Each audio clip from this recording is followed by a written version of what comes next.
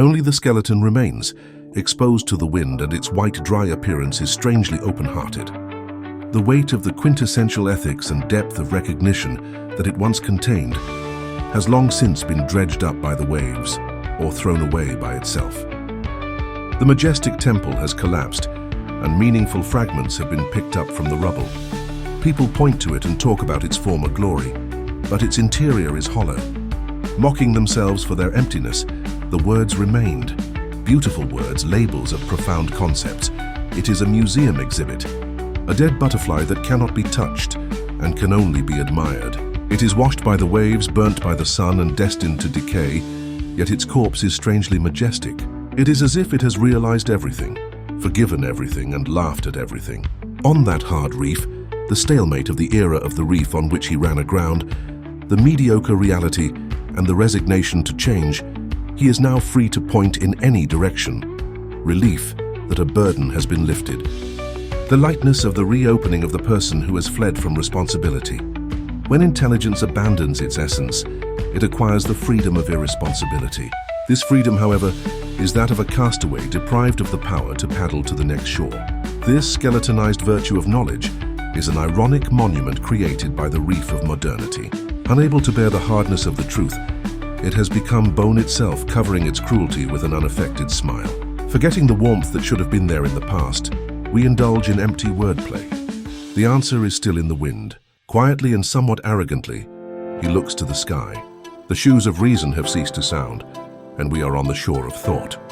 What was once called wisdom has now lost its outline in the sea mist and is quietly settling in the waves of disfigurement. It is too smooth, too robust, too stone, but a relic of an idea to be ornately carved and displayed by people who no longer believe in stone. The seeds of contemplation must have been packed in its ambiguous tears. However, from the day that morality was placed in the museum, knowledge and virtue became a performance. The performer forgets his or her ego in the performance. We are now walking on a reef. The mirror of reason on the surface of the water has long since been shattered. What we see there is obedience masquerading as freedom, programs masquerading as sincerity, a series of data embellishing truth. It is shallow to see this as mere destruction. It is the end of a painful process of shedding the heavy flesh, the fat that clings to convention, the expectations of others, and self-deception. After stripping them away, a hard, and in a sense pure skeleton remains. The open-heartedness that resides there is not the color of resignation, but rather the lightness of liberation. This is the peak that Chitoku once aimed for. It may have been sublime. However, it was not tied to the yoke of too many musts, the cage of righteousness, the burden of good intentions. Words become incantations to bind oneself, and actions become rituals of self-satisfaction. At the end of the cul-de-sac, they throw themselves into the reef. Prepared to be shattered, he dismantles his rigid self. The figure that has become a skeleton no longer seeks the evaluation of others. Praise and blame are the same as the sound of the wind. The profound questions it once harbored are now the verses of a playful song. The point of nothingness where we are free from all of these things. It is because we are standing there that we are able to be open-minded and free. Absolute freedom, because we have lost everything. This open-heartedness may not resemble irresponsibility. It is a transparent way of being after the substance itself, which should be the subject of responsibility, has evaporated. Good and evil, beauty and ugliness are all equally present. An intellect that has suspended judgment, a spirit that has filtered out emotion. A new form of adaptation required by the extreme situation of the reef. In the past, knowledge was the flash of flint carved into a solid stone, and virtue was the wind that crossed with that fire.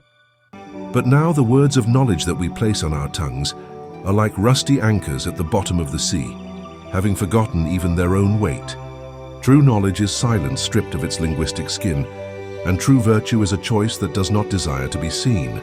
But today's knowledge and virtue are the masks of philosophers hanging in show windows, the ethics being retweeted, the avatars of rightness dancing without meaning. And all of this is slowly but surely eroding away in the waves crashing on the reef, disguised in fleeting unconcern.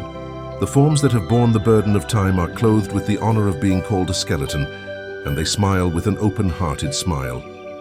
A piece of a lesson hidden in the reef, a hot thought lurking in its coldness,